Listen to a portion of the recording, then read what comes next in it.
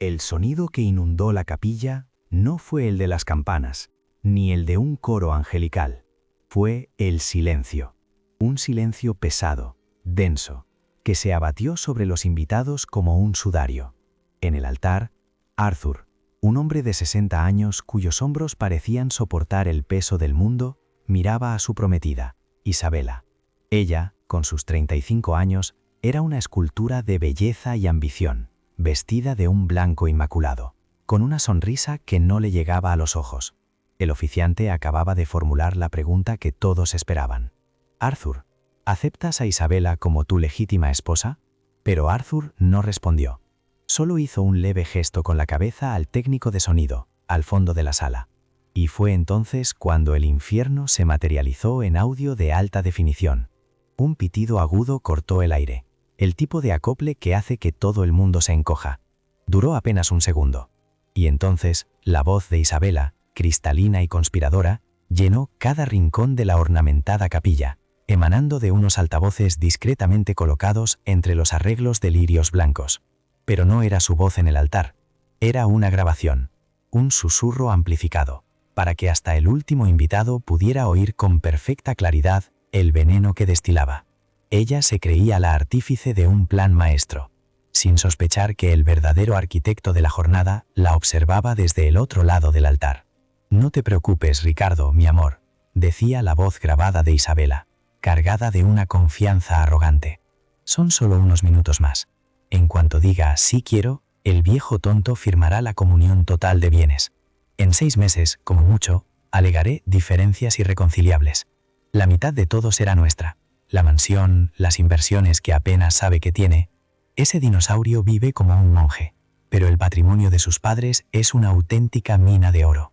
Un murmullo de conmoción recorrió la congregación. Los padres de Isabela, sentados en primera fila, se quedaron helados. Sus rostros una mueca de incredulidad y vergüenza. La voz risueña de un hombre, Ricardo, respondió en la grabación. «¿Y no sospecha nada? ¿Absolutamente nada?» La respuesta de Isabela llegó cargada de un desprecio que pareció bajar la temperatura de la capilla varios grados. «¿Sospechar?» «Ricardo, me mira como si yo fuera su salvación. Un viudo solitario y necesitado. Se cree cada palabra que le digo. Compró el deportivo que le pedí. Paga el apartamento donde nos vemos. Cree que eres mi primo lejano. Es patético. Pero la paciencia tendrá su recompensa. Pronto estaremos en Mónaco. Y él seguirá aquí, en este caserón viejo, preguntándose qué ha pasado». El sonido de un beso chasqueado resonó, seguido por el clic de una puerta al cerrarse. Y entonces el silencio regresó. Un silencio 1000 veces más pesado que antes. Isabela, en el altar, estaba paralizada. Su rostro, antes un retrato de triunfo, se había descompuesto en una máscara de pánico puro. Sus ojos se movían frenéticamente desde el rostro impasible de Arthur hasta el pequeño micrófono de solapa prendido en su vestido de alta costura. Un detalle en el que ella misma había insistido para que sus votos se oyeran a la perfección. Lo que no sabía era que aquel micrófono había estado activo desde el momento en que se lo colocó, transmitiendo su conversación secreta a una mesa de mezclas controlada por un hombre leal únicamente a Arthur. Ella lo miró, abriendo y cerrando la boca como un pez fuera del agua, sin emitir sonido alguno. Él, por su parte, la observó con una calma glacial, una profunda tristeza en su mirada, pero sin un ápice de sorpresa. Él lo sabía todo, y brindaba por su nueva vida de millonaria, sin saber que la ceremonia que acababa de presenciar no era su boda, sino el prólogo de su ejecución social. 1 año y medio antes, Arthur era un hombre que se movía por las sombras de su propia existencia. Tras perder a su esposa por una enfermedad larga y devastadora, y a sus padres en un accidente años atrás, se había encerrado en sí mismo. Vivía en la inmensa mansión familiar, un lugar abarrotado de recuerdos y silencios, administrando con modestia el considerable patrimonio que había heredado. No era un hombre de lujos. Vestía trajes gastados por el tiempo, conducía un coche con una década a sus espaldas, y encontraba su única alegría en la lectura y la jardinería. Para el mundo exterior, no era más que un viudo amable, de perfil bajo, casi invisible en su propia riqueza. Fue en ese estado de vulnerabilidad emocional cuando Isabela irrumpió en su vida. Era la gerente de una galería de arte que él visitó por puro azar, buscando una distracción para una tarde solitaria. Ella no vio al hombre, sino la oportunidad. Percibió en él ese aire inconfundible de dinero antiguo. La educación refinada que se traslucía en su forma de hablar. La dirección en uno de los barrios más exclusivos de la ciudad. Se acercó a él con la precisión de un depredador que identifica a la presa más aislada de la manada, disfrazando su interés con una máscara de empatía y sofisticación cultural. Isabela le escuchó durante horas, validando su duelo con frases cuidadosamente ensayadas, elogiando su gusto por el arte, y poco a poco, se fue insertando en la rutina de su vida solitaria. Para Arthur, que no había conocido el afecto ni la atención en tanto tiempo, la presencia de ella fue como la primera lluvia tras una larga y agónica sequía. Se enamoró, pero no de la mujer que ella era en realidad, sino de la brillante y compasiva ilusión que ella había construido para él, un espejismo en medio de su desierto personal. Sin embargo, en la intimidad de sus pensamientos, Isabela despreciaba la sencillez de Arthur. El viejo sedán que conducía la avergonzaba profundamente.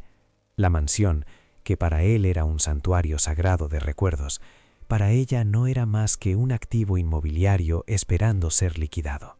Con una sutileza venenosa, comenzó a sugerir cambios. Un coche nuevo, un flamante sedán alemán, porque era más seguro y apropiado para un hombre de su posición. Ropa de diseñadores de renombre, porque, como ella insistía, la imagen lo es todo en nuestros círculos. Y, por supuesto, la gran propuesta, la reforma integral de la casa, o mejor aún, su venta para poder mudarse a un ático moderno e impersonal en el centro financiero, un lugar sin alma ni historia, pero con unas vistas espectaculares que servirían de telón de fondo para sus futuras fiestas. Arthur, cegado por lo que él creía firmemente que era amor verdadero, cedió a cada uno de sus caprichos.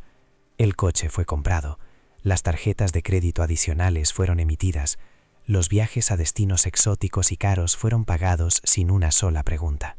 Fue en uno de esos viajes, en un resort de lujo en la costa italiana, donde ella le presentó a Ricardo, su primo lejano. Ricardo era la antítesis de Arthur, joven, ostentoso, con una sonrisa fácil que no llegaba a sus ojos, y un apretón de manos demasiado firme, casi agresivo. El narrador que les habla fue testigo del intercambio de miradas entre ellos, de esa complicidad velada que flotaba en el aire, de la forma en que la mano de Ricardo se demoraba un instante más de lo necesario sobre el brazo de Isabela. Arthur, sin embargo, estaba demasiado ocupado siendo feliz para percibir la conspiración que se tejía justo delante de sus narices. Lo que ni Isabela ni Ricardo podían imaginar era que la pasividad de Arthur no era un síntoma de debilidad, sino un estado de profunda observación. La semilla de la duda, pequeña pero persistente, estaba a punto de ser plantada en el fértil terreno de su mente analítica. La primera grieta en la fachada perfecta de Isabela no apareció con un estruendo, sino con el susurro de un trozo de papel, un extracto de la tarjeta de crédito. Una cena para dos en un restaurante con estrellas Michelin, con un coste de casi 2.000 euros, en una noche en la que ella le había jurado que se quedaba en casa, postrada por una migraña terrible.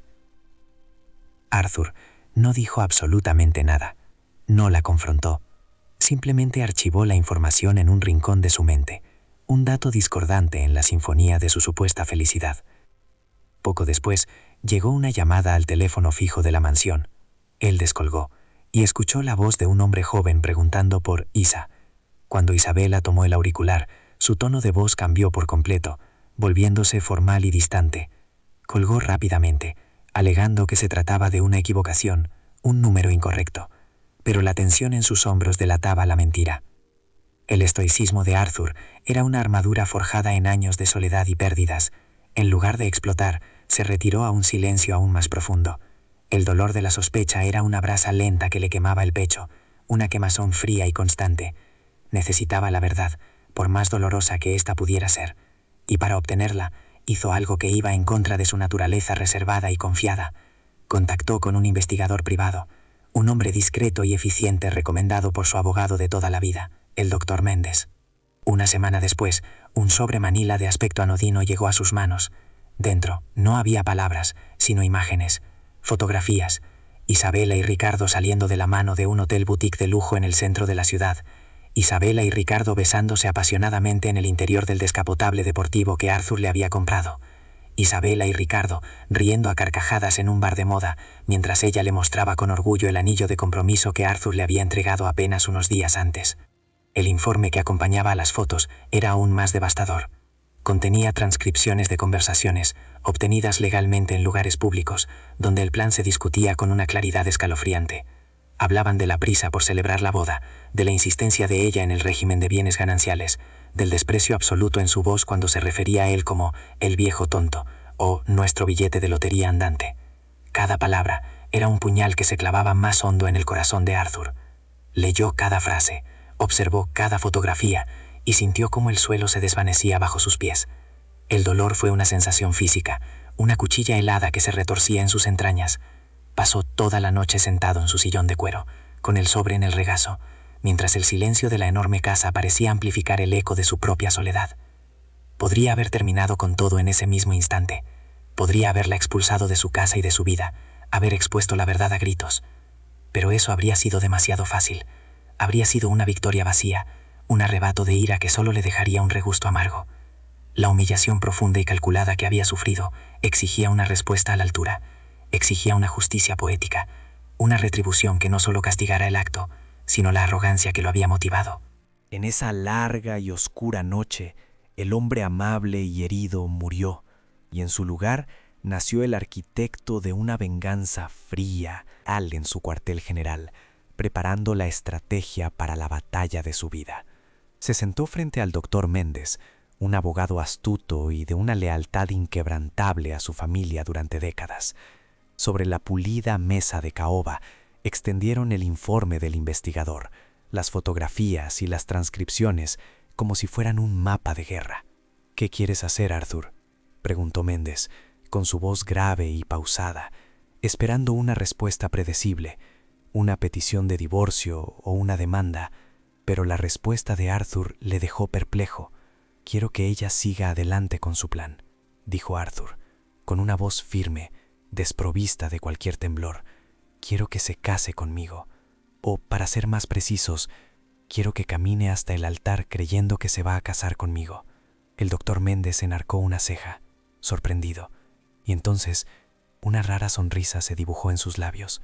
Lo había entendido. No se trataba de ira, sino de una restauración del orden moral. El plan fue trazado con la precisión de un cirujano. El primer paso, y el más crucial, fue la protección del patrimonio. En cuestión de semanas, el doctor Méndez orquestó una compleja reestructuración de todos los activos de Arthur. La mansión familiar, la cartera de acciones, las cuentas de inversión, todo fue transferido a un fideicomiso irrevocable, una fortaleza legal impenetrable. Arthur se convirtió en el beneficiario, pero no en el propietario legal. Para cualquier consulta superficial, seguiría pareciendo inmensamente rico, pero en realidad sus bienes personales se habían reducido a casi nada. Estaba legalmente blindado. El segundo paso fue tender el cebo. Arthur se transformó en el prometido perfecto, el sueño de cualquier mujer interesada. Aceptó cada uno de los caprichos de Isabela para la boda sin rechistar, el lugar más caro de la ciudad, las flores más exóticas traídas de otros continentes, el vestido de un diseñador de alta costura parisino. Aumentó el límite de sus tarjetas de crédito, observando con una calma casi clínica cómo ella gastaba de forma imprudente el dinero que creía que pronto sería suyo. Cada compra que ella hacía, cada risa de desprecio que compartía con Ricardo por teléfono, era un ladrillo más que ella misma colocaba en el muro de su propia prisión. Arthur la hizo creer que tenía el control absoluto, que su codicia estaba siendo recompensada más allá de sus sueños más salvajes. La dejó volar tan alto como quiso, sabiendo que la caída sería mucho más dura. El tercer y último paso fue la trampa técnica. El doctor Méndez se encargó personalmente de contratar a la empresa de sonido para la ceremonia. Le dio instrucciones precisas al técnico, un hombre de su máxima confianza. El micrófono de solapa que llevaría Isabela sería el modelo más sensible del mercado, y su canal de audio permanecería abierto y grabando, transmitiendo la señal a una sala de control adyacente. Desde allí, el audio sería enviado a los altavoces de la capilla con solo pulsar un botón.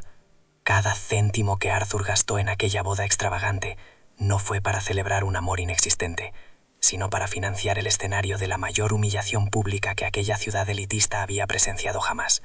Isabela, completamente ciega por su arrogancia y su avaricia, se preparaba para caminar hacia el altar, sin tener la más remota idea de que no se dirigía hacia su nueva vida de millonaria, sino hacia la ejecución social de su reputación y su futuro. Su vida, tal y como la conocía, estaba a punto de terminar. De vuelta a la capilla, el silencio que siguió a la grabación era un abismo, un vacío ensordecedor que absorbía todo el aire. El rostro de Isabela, una obra maestra de la cosmética de lujo, se resquebrajó, pasando del pánico más abyecto a una furia incandescente en cuestión de segundos. Sus ojos, antes calculadores y fríos, ahora ardían con el fuego de una bestia acorralada. «Arthur, ¿qué has hecho?», siseó, su voz por fin encontrando una salida, un sonido agudo y tembloroso que rasgó la quietud sagrada del lugar. Se aferró al brazo del oficiante, como si temiera caerse, su vestido de seda parisina de repente pareciéndole una armadura demasiado pesada. Arthur, por primera vez en todo el día, esbozó una sonrisa. No era la sonrisa cálida y algo triste a la que todos estaban acostumbrados. Era la sonrisa de un juez dictando sentencia. La expresión de un hombre que, tras una larga y dolorosa travesía por la oscuridad, finalmente había encontrado la paz en la ejecución de la justicia.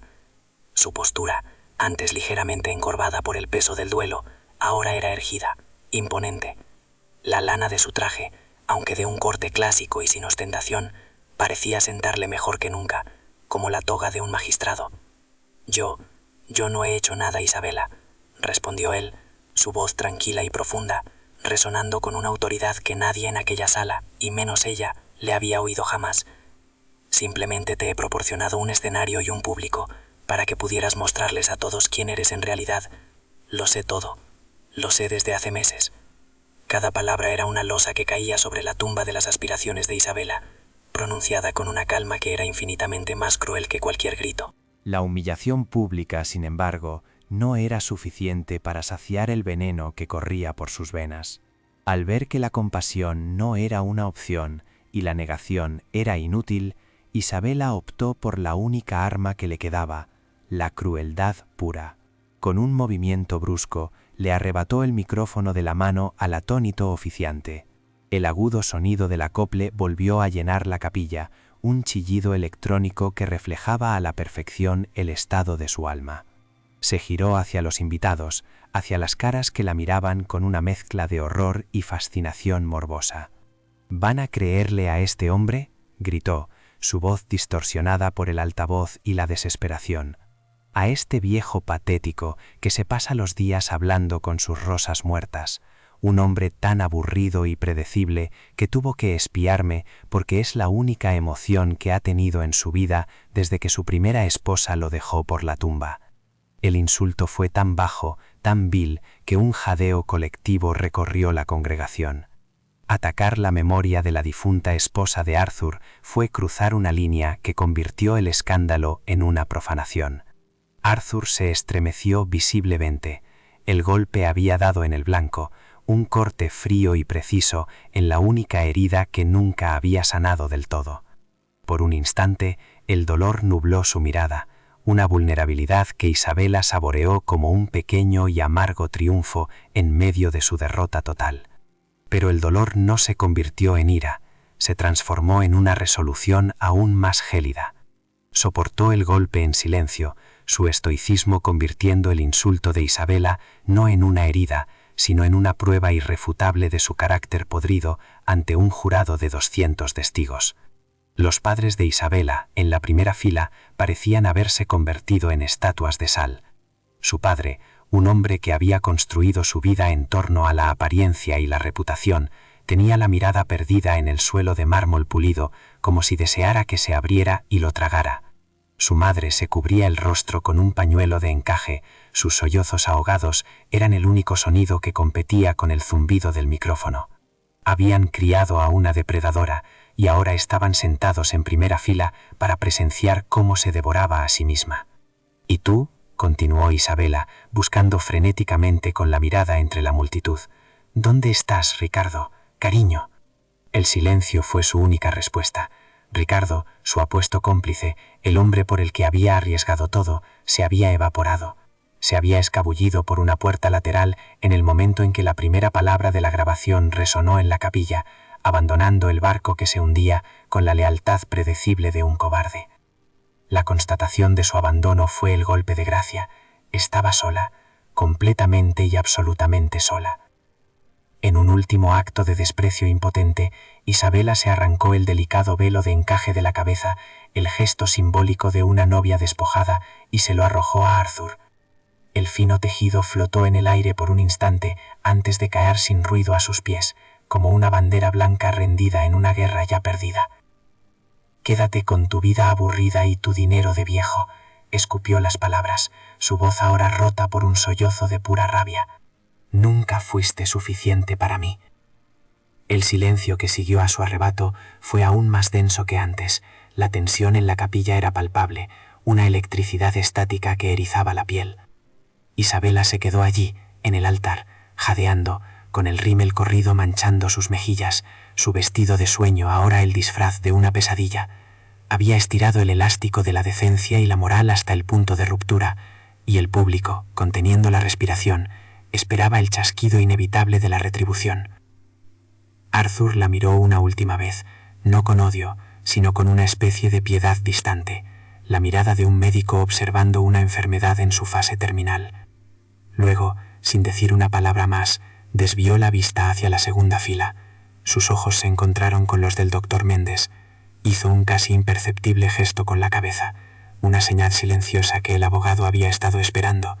La humillación pública había concluido. El juicio legal y financiero estaba a punto de comenzar. El silencio que siguió a su arrebato fue aún más denso que antes, un vacío que parecía absorber el sonido y la luz. La tensión en la capilla era una cuerda de piano estirada hasta el punto de la ruptura, y todos los presentes, conteniendo la respiración, esperaban el chasquido inevitable de la retribución. Isabela permanecía en el altar, jadeando, con el rímel corrido manchando sus mejillas de porcelana, su vestido de sueño ahora el disfraz grotesco de una pesadilla pública. Había jugado su última carta, la de la crueldad, y había perdido estrepitosamente. Arthur la miró una última vez, no con el odio que ella esperaba, y quizás incluso deseaba, sino con una especie de piedad distante, la mirada de un médico observando una enfermedad en su fase terminal. Luego, sin decir una palabra más, desvió la vista de ella, como si ya no fuera más que un mueble en la habitación. Sus ojos se encontraron con los del doctor Mendes, sentado en la segunda fila. Arthur hizo un casi imperceptible gesto con la cabeza, una señal silenciosa que el leal abogado había estado esperando pacientemente. La humillación pública había concluido. El juicio legal y financiero estaba a punto de comenzar. Como si aquella señal silenciosa fuera el pistoletazo de salida de una carrera perfectamente coreografiada, el doctor Mendes se puso en pie. Era un hombre de la misma edad que Arthur, pero donde Arthur proyectaba una amabilidad discreta, Mendes irradiaba una autoridad gélida y precisa. Su traje gris marengo, de un corte impecable, parecía una armadura. Caminó por el pasillo con paso firme y deliberado. El sonido de sus zapatos de cuero italiano sobre el mármol fue el único ruido en toda la capilla, un metrónomo que marcaba el ritmo de la justicia que se avecinaba. Subió los 2 escalones del altar sin vacilar y se detuvo al lado de Arthur, formando un frente unido e inexpugnable. Se giró hacia la congregación, su rostro una máscara de profesionalismo impasible. Su voz, cuando habló, no fue alta, pero tenía el timbre cortante de un juez dictando sentencia, una voz entrenada para llenar salas de juntas y tribunales sin necesidad de alzarla. La autoridad que emanaba de él era tan real y tangible como el frío mármol bajo sus pies. «Señoras y señores», comenzó el doctor Mendes, su mirada recorriendo las filas de rostros atónitos, «les ruego que disculpen este inconveniente tan lamentable. Como es evidente para todos, la ceremonia queda irrevocablemente cancelada». Hubo un murmullo colectivo, una mezcla de alivio y decepción por el final del espectáculo. Pero el abogado aún no había terminado. Su propósito allí no era solo anunciar el final de la farsa, sino demoler sistemáticamente los cimientos sobre los que Isabela había construido su engaño.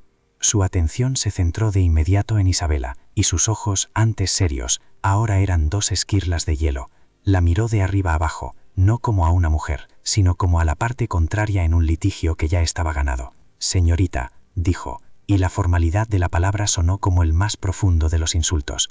Creo que hay varios asuntos de carácter urgente que debemos aclarar antes de que abandone este lugar. La amenaza velada en sus palabras hizo que un escalofrío recorriera la espalda de Isabela. Con una parsimonia teatral, el doctor Méndez colocó su maletín de cuero sobre una pequeña mesa auxiliar del altar, y lo abrió. El sonido de los cierres metálicos al soltarse resonó en el silencio con la contundencia de un martillo de juez. Dentro, una serie de documentos estaban ordenados con una pulcritud metódica. Cada hoja de papel era un misil teledirigido, y él era el experto artillero a punto de iniciar el bombardeo. Lo primero, dijo, extrayendo un documento con membrete oficial y extendiéndoselo a Isabela, que lo miró como si fuera una serpiente. Esta es una notificación de desalojo inmediato del apartamento en el que usted reside actualmente. Le sugiero que la lea con atención. La confusión se apoderó del rostro de Isabela, una breve niebla antes de la tormenta de pánico que estaba a punto de desatarse en su interior.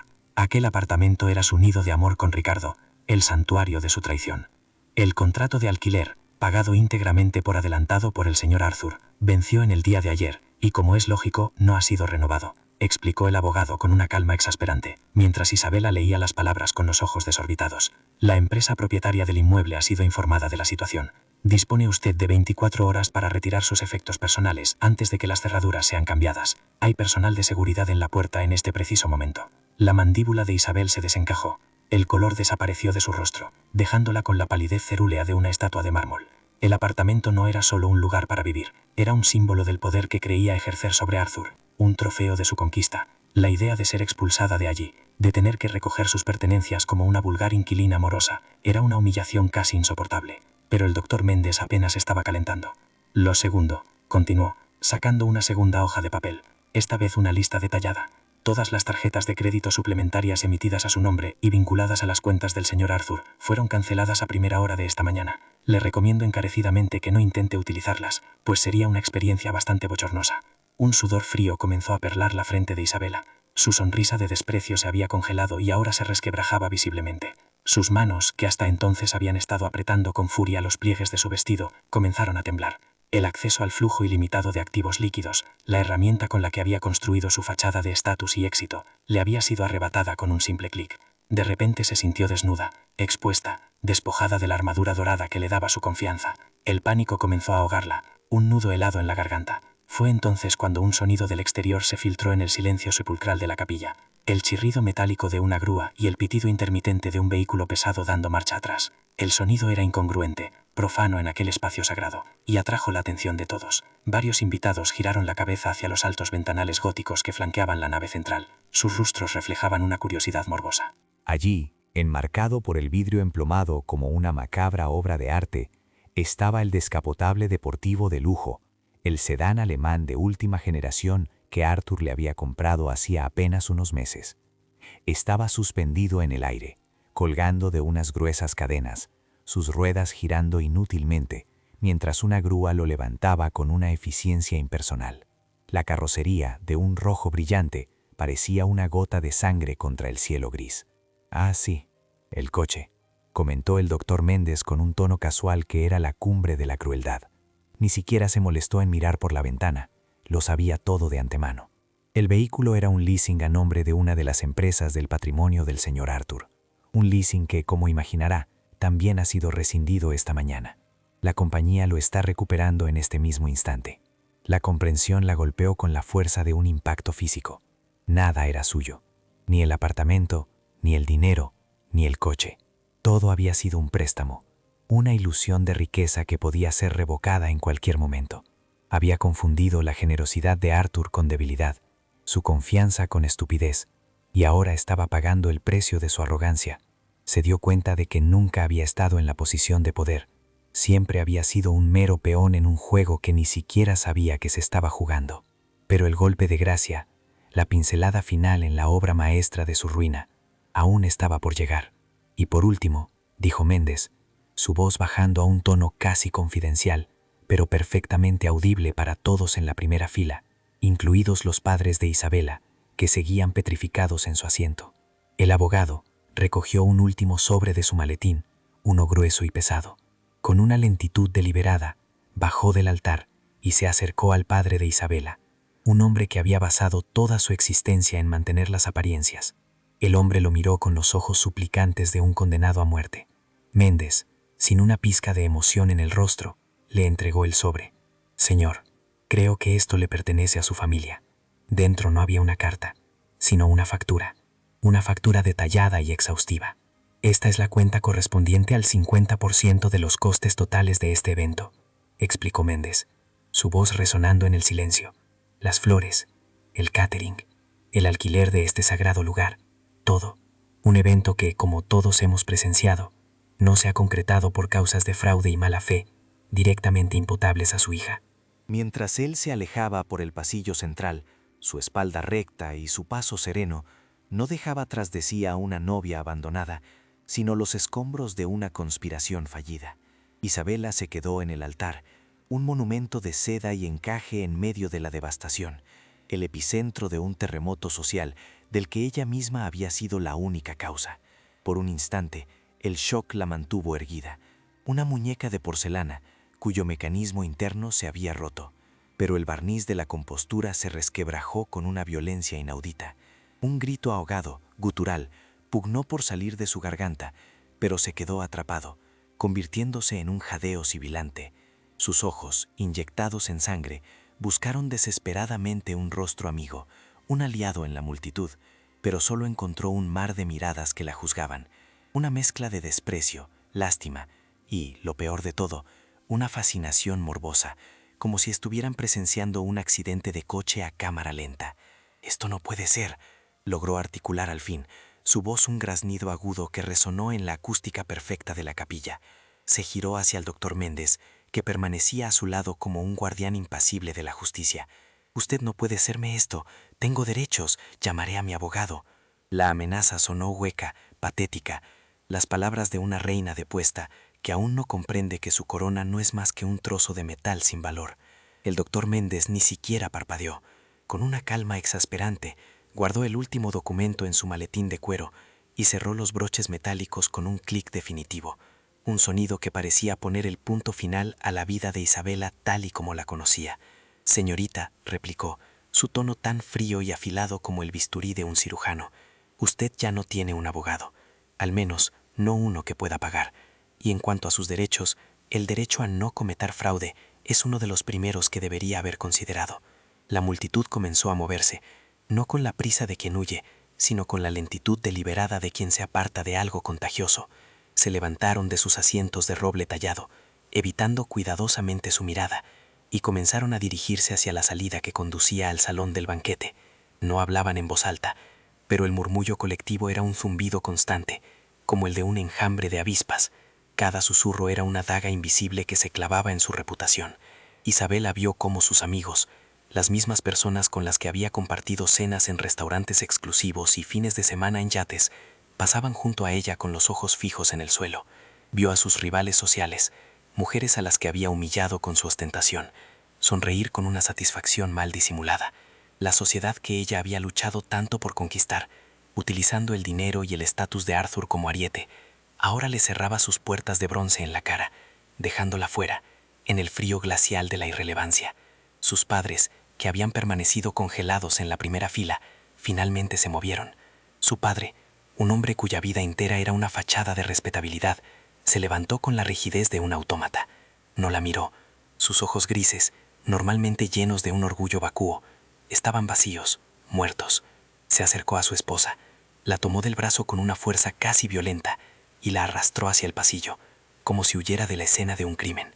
«Papá», gritó Isabela, su voz quebrada por la desesperación, pero él no se detuvo, ni siquiera giró la cabeza. El único reconocimiento que le concedió fue un leve temblor en sus hombros, la única señal visible de la vergüenza que lo consumía. En ese instante, Isabela comprendió que no solo había perdido un prometido rico, había perdido a su familia. La habían repudiado, sacrificándola en el altar de las apariencias para salvar los jirones de su propio buen nombre. En un acto reflejo de pánico, sacó su teléfono móvil del pequeño bolso de seda que había dejado en una silla. Sus dedos, temblorosos y torpes, marcaron el número de Ricardo. Necesitaba oír su voz. Necesitaba que él le dijera que todo era una pesadilla, que la recogería en su descapotable y se reirían de todo camino a Mónaco. El teléfono sonó una vez, 2 veces, y entonces una voz grabada, impersonal y digital, le asestó el siguiente golpe. El número al que llaman no existe. Ricardo no solo la había abandonado, había borrado su rastro, había cortado el único cabo al que ella podía aferrarse, dejándola a la deriva en un océano de ruina. La traición de su amante, tan predecible y aún así tan dolorosa, fue la constatación final de que su valor para él nunca había residido en su belleza o su ingenio, sino únicamente en los activos líquidos a los que prometía acceso. Sin el patrimonio de Arthur, ella no era nada. El doctor Méndez, que había observado su desmoronamiento con un desinterés profesional, decidió que era el momento de asestar el golpe de gracia. Se aclaró la garganta, un sonido seco que la hizo levantar la vista del teléfono inútil. Hay un último asunto, señorita. Concierne a su empleo. La palabra sonó extraña en aquel contexto. Un recordatorio de una vida que ya parecía pertenecer a otra persona. La Galería de Arte Nouveau, continuó el abogado, ha sido objeto de una auditoría interna durante las últimas 6 semanas. Una auditoría solicitada por su principal inversor y propietario mayoritario. Hizo una pausa dramática, permitiendo que la implicación de sus palabras se asentara en la mente de Isabela. Ella frunció el ceño, confundida. ¿Propietario mayoritario? Ella era la gerente, la cara visible, el alma del negocio. Me temo que ha habido un malentendido fundamental sobre la estructura de propiedad de la galería, explicó Méndez, saboreando cada palabra. Usted creía que trabajaba para un consorcio de inversores anónimos con sede en Suiza. En realidad, ese consorcio es una sociedad instrumental cuyo único beneficiario efectivo es el señor Arthur. Si un rayo hubiera caído en mitad de la capilla, el impacto no habría sido mayor. Isabela se tambaleó hacia atrás, apoyándose en el altar para no caer. La galería era su orgullo, su única pretensión de tener una identidad propia, un logro que no dependía de los hombres de su vida. Y ahora descubría que todo el tiempo, sin saberlo, había estado trabajando para el mismo hombre al que planeaba desplumar. El arquitecto de su venganza había sido también el arquitecto de su carrera.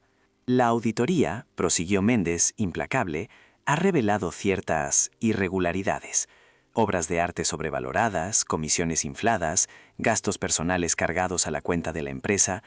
En resumen, un patrón de malversación de fondos que asciende a una cifra considerable. Abrió de nuevo su maletín y extrajo un último sobre, mucho más grueso que los anteriores. No se lo entregó, simplemente lo sostuvo en el aire. Esto, dijo, es un dossier completo que será entregado a las autoridades fiscales y a la Fiscalía mañana por la mañana. A menos, claro está, que usted firme un acuerdo de cese inmediato, renunciando a cualquier reclamación futura y aceptando la responsabilidad total. El señor Arthur es un hombre compasivo. No tiene interés en verla en la cárcel, solo en que desaparezca de su vida para siempre. La elección era una farsa. No había elección. Era la aniquilación profesional o la persecución penal. Su carrera, construida sobre cimientos de engaño, se había derrumbado, revelando el fraude que había debajo. La reputación que tanto le había costado forjar en el elitista mundo del arte se haría añicos. Nadie volvería a confiar en ella, nadie volvería a contratarla. Isabela se deslizó lentamente hasta el suelo, su voluminoso vestido de novia extendiéndose a su alrededor como una nube de tul y desesperación. El peso de la derrota era una fuerza física que la aplastaba contra el frío mármol. Sollozó, pero no eran lágrimas de arrepentimiento, sino de rabia impotente. Había sido superada en cada movimiento, burlada por el mismo hombre que había subestimado tan profundamente. El llanto se convirtió en una risa amarga, casi demencial. La ironía de la situación era demasiado cruel para soportarla. Ella, que se creía la cazadora, la máster manipuladora, no había sido más que un ratón corriendo en una rueda, dentro de una jaula diseñada por el mismo gato al que pensaba devorar. Había juzgado a Arthur por su apariencia modesta, ciega al poder real que se ocultaba tras su fachada estoica. El doctor Méndez la observó por un instante más, su rostro desprovisto de toda emoción. Su trabajo había terminado. La destrucción en capas había sido ejecutada con una precisión impecable. Primero lo financiero, luego lo social y finalmente lo profesional. No quedaba nada por destruir. Se dio la vuelta, y sus pasos resonaron en la nave ahora casi vacía, un eco que marcaba el final de una era. La capilla, que horas antes había sido el escenario de sus sueños más ambiciosos, era ahora una tumba. Los lujosos arreglos de lirios blancos que ella misma había elegido, parecían flores de un funeral. Estaba sola, rodeada por los símbolos de una victoria que se había convertido en la más humillante de las derrotas. El silencio que la envolvía ya no era expectante. Era el silencio del vacío, el silencio del final. El gesto de Arthur, invitando a los presentes a un banquete que celebraba su propia liberación, fue la cumbre de una elegancia cruel. Mientras él se alejaba por el pasillo central, con la espalda recta y el paso sereno, no dejaba tras de sí a una novia abandonada, sino los escombros de una conspiración fallida. Isabela se quedó en el altar, un monumento de seda y encaje en medio de la devastación, el epicentro de un terremoto social de que ella misma había sido la única causa. Por un instante, el shock la mantuvo erguida, una muñeca de porcelana cuyo mecanismo interno se había roto, pero el barniz de la compostura se resquebrajó con una violencia inaudita. Un grito ahogado, gutural, pugnó por salir de su garganta, pero se quedó atrapado, convirtiéndose en un jadeo sibilante. Sus ojos, inyectados en sangre, buscaron desesperadamente un rostro amigo, un aliado en la multitud, pero solo encontró un mar de miradas que la juzgaban, una mezcla de desprecio, lástima, y lo peor de todo, una fascinación morbosa, como si estuvieran presenciando un accidente de coche a cámara lenta. Mientras los últimos invitados se retiraban discretamente hacia el salón del banquete, atraídos por la promesa de canapés y la necesidad de comentar el escándalo, un impulso primario se apoderó de Isabela. La desesperación, esa bestia que ruge cuando la arrogancia se queda sin combustible, la obligó a ponerse en pie. Se levantó con torpeza, tropezando con los metros de tela de su vestido de alta costura, que ahora se sentía como una pesada mortaja. Su único objetivo era el hombre que se alejaba, el hombre que había convertido su triunfo en cenizas. Corrió por el pasillo, sus tacones de aguja repiqueteando sobre el mármol con un sonido errático y patético. ¡Arthur!, gritó su nombre, y la palabra salió de su garganta como un trozo de cristal roto, despojada de toda la dulzura fingida que la había caracterizado durante meses. El eco de su propia desesperación rebotó en las altas bóvedas de la capilla, un lamento solitario en un espacio ahora casi vacío. Arthur se detuvo justo en el umbral, su silueta recortada contra la luz gris del exterior. No se giró de inmediato. El narrador que les habla sabe que en ese instante él libró su última batalla interna. Una parte de él, el hombre herido que había amado a una ilusión, quería seguir caminando y no mirar atrás jamás. Pero otra parte, el hombre de carácter inquebrantable que había resurgido, sabía que huir no era una victoria. La verdadera victoria era enfrentarse al fantasma de su propio error y desterrarlo para siempre con la indiferencia. Lentamente se dio la vuelta.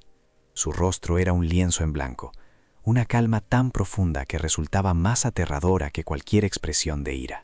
La miró mientras ella se acercaba, jadeante y descompuesta, su maquillaje perfecto ahora un borrón de lágrimas y rímel, su elaborado peinado desmoronándose mechón a mechón.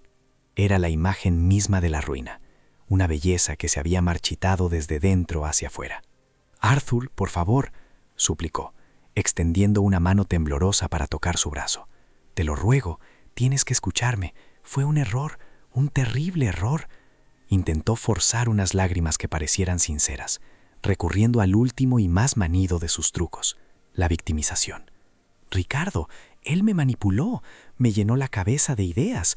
Pero yo te amaba, Arthur, a mi manera, pero te amaba». Él no se apartó, pero su quietud fue una barrera más infranqueable que cualquier muro. La dejó hablar, permitiendo que sus mentiras se ahogaran en el aire viciado entre ellos. Escuchó el patético intento de culpar a un cómplice que la había abandonado, la absurda pretensión de un amor que ella misma había descrito como una transacción comercial. La dejó cavar su propia tumba emocional un poco más hondo, porque la justicia a veces requiere paciencia. El narrador fue testigo de la última brasa de dolor en el corazón de Arthur al extinguirse en ese preciso momento.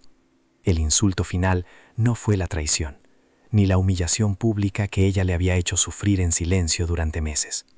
El insulto final fue que incluso en su derrota total, ella todavía lo creía lo bastante estúpido como para caer en una última, desesperada manipulación. Y en esa constatación, él no encontró rabia, sino liberación. Cuando ella terminó su perorata, esperando una reacción, una chispa de la antigua compasión, él finalmente habló. Su voz no fue más que un susurro, pero cortó el silencio con la precisión de un diamante. «El amor, señorita, es una cuestión de carácter. no de oportunidad. La miró, pero ya no la veía a ella, sino a través de ella, como si fuera un cristal transparente que ya no contenía nada de valor. Isabela se quedó sin aliento. La frase la golpeó con la fuerza de una bofetada. No había ira en sus palabras, ni dolor, ni siquiera desprecio. Había algo mucho peor, un veredicto, una evaluación final y desapasionada de su alma, que había sido pesada, medida y encontrada irremediablemente vacía. Entonces, Arthur pronunció las palabras que sellarían su destino y lo liberarían a él para siempre. El error no fue suyo al traicionarme, Isabela. El error fue mío al pensar que había algo en usted que mereciera ser traicionado. Cada palabra fue una losa sobre la tumba de su relación. Con esa frase, él no solo la repudiaba, borraba su importancia, la reducía a un simple error de juicio, un mal negocio del que ahora se retiraba. La despojaba del poder de haberle herido, porque para herir a alguien primero hay que haber significado algo, y él acababa de comunicarle que ella no había significado, en última instancia, absolutamente nada. Sin esperar respuesta, Arthur se dio la vuelta por última vez. Un ujier, que había observado la escena desde la distancia, le abrió las pesadas puertas de roble de la capilla. Al salir al exterior, el aire fresco y húmedo de una lluvia incipiente le recibió como un bautismo, limpiando el aire viciado del pasado. Allí, esperando al pie de la escalinata de piedra, no estaba su viejo y discreto vehículo. En su lugar, un imponente sedán alemán de lujo, de un color negro tan profundo que parecía absorber la luz, esperaba con el motor en marcha. El brillo de su carrocería pulida contrastaba brutalmente con el vestido ahora sucio y arrugado de Isabela. El coche no era una ostentación, era una declaración. Era el símbolo de un hombre que ya no se escondía, que había decidido vivir la vida en sus propios términos. El doctor Méndez estaba de pie junto a la puerta trasera, que sostenía abierta. No sonreía, pero en sus ojos había un profundo respeto por su amigo. Le dio a Arthur un breve y cómplice asentimiento, el gesto de un aliado que ha visto a su general ganar la batalla decisiva. Arthur bajó los escalones con una calma majestuosa, cada paso firme y seguro. No miró atrás.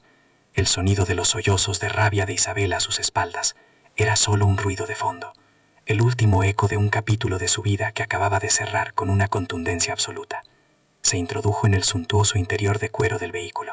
La puerta se cerró con un sonido sordo y satisfactorio, un sello hermético que lo aislaba del caos que dejaba atrás. El coche se deslizó suavemente desde el bordillo, sus neumáticos susurrando sobre el asfalto mojado, y se alejó por la calle, sus luces traseras rojas perdiéndose en la creciente llovizna, como dos rubíes que se desvanecen. Isabela se quedó sola en el umbral de la capilla, una figura trágica y patética. La lluvia fría comenzó a caer con más fuerza, pegándole el costoso tejido del vestido al cuerpo, borrando los últimos vestigios de su belleza artificial. Las grandes puertas de la capilla se cerraron tras ella con un chasquido grave y definitivo, dejándola fuera, en la intemperie de su nueva realidad. Estaba en bancarrota financiera, social y moral, sin prometido, sin amante, sin familia, sin carrera y sin hogar. Había apostado todo a una sola carta, ciega por la arrogancia, y lo había perdido todo. La mejor venganza de Arthur no había sido la humillación pública, sino esa salida triunfal hacia una nueva vida, una vida en la que ella ya no era digna ni de su odio, solo de su completa e irrevocable indiferencia. Y ese, para una narcisista, era el infierno más profundo de todos. La historia de Arthur e Isabela no es simplemente el relato de una boda fallida. Es una fábula moderna sobre una de las verdades más antiguas de la humanidad. El carácter es el destino. Isabela aprendió de la forma más dura y pública posible que la arrogancia es un préstamo a corto plazo, con unos intereses impagables. Creyó que el estatus era un arma, cuando en realidad no era más que una armadura de cristal, brillante y frágil, que se hizo añicos al primer contacto con la realidad de un hombre al que subestimó fatalmente.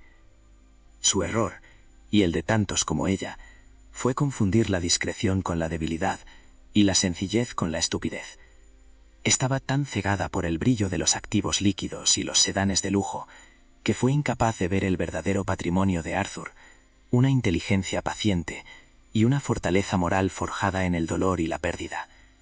Ella construyó su plan sobre la arena movediza de la apariencia, mientras que él edificó su justicia sobre la roca sólida de la verdad, esperando con la calma de quien sabe que la marea, tarde o temprano, siempre se lleva por delante los castillos de arena. Esta narrativa nos recuerda que el verdadero poder rara vez hace ruido. No reside en un traje de corte italiano o en un reloj de oro macizo, sino en la capacidad de soportar la humillación en silencio mientras se prepara el jaque mate. Arthur nos demostró que la dignidad no es una pose para los demás, sino una convicción interna. Soportó el corte frío de la deslealtad, no como una víctima, sino como un estratega que permite al enemigo avanzar en el tablero, sabiendo que cada movimiento arrogante lo acerca más a la trampa final. En un mundo cada vez más obsesionado con la imagen, con la fachada que proyectamos en las redes sociales y en los círculos de élite, esta historia sirve como un severo recordatorio. La sustancia siempre acabará por imponerse a la superficialidad. Isabela era un producto perfectamente empaquetado, pero vacío por dentro. Y su caída fue la inevitable consecuencia de valorar el envoltorio por encima del contenido. Su castigo no fue solo perder el dinero que tanto anhelaba, sino enfrentarse al vacío de su propio ser, expuesta ante la misma sociedad que tanto se esforzó en engañar. La justicia que Arthur ejecutó no fue un acto de venganza visceral, sino la restauración de un equilibrio cósmico. Fue la demostración matemática de que la traición, al final, se paga con la moneda de la soledad y el desprecio. Él no la destruyó, simplemente le proporcionó el escenario y la iluminación para que ella pudiera ejecutar su propia demolición, pieza por pieza, mentira por mentira, hasta que no quedaba nada en pie, salvo las ruinas de su propia codicia. Es una lección que resuena más allá de los muros de una capilla ornamentada. Nos obliga a cuestionar nuestros juicios.